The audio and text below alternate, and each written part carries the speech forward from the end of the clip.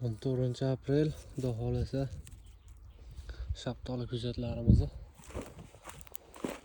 pastidan chiqqan novdalarini tushirib chiqyapmiz. Shu holatda tepadan 3 ta yo 4 ta qo'yib, shu holatda bu yil bahorda ekilgan ko'chatlarni tepasidan 3 ta 4 ta qoldirib chiqish kerak.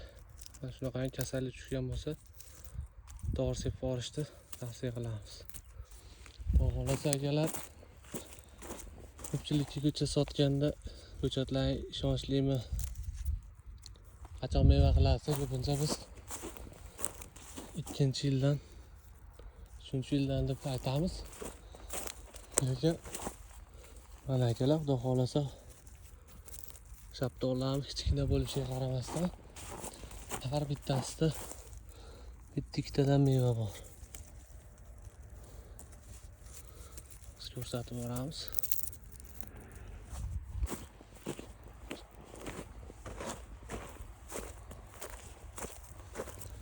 Mana akalar, bu kuzda ekilgan. Keyin kuzda ekilishda bitta foydali tomoni mana shunaqa meva ham tugadi. Keyin o'suvi ham yaxshi bo'ladi. Xudo xohlasa mana akalar, gap isboti bilan degandek, birinchi yildan bir dona bo'lsa ham meva ko'rsatganman. Buni qarang, kichkinagina bir dona mevasi bor. Bular olib tashlash kerak, lekin men o'zimga ham qiziq. Qani qanchalik bo'ladi, katta bo'ladi.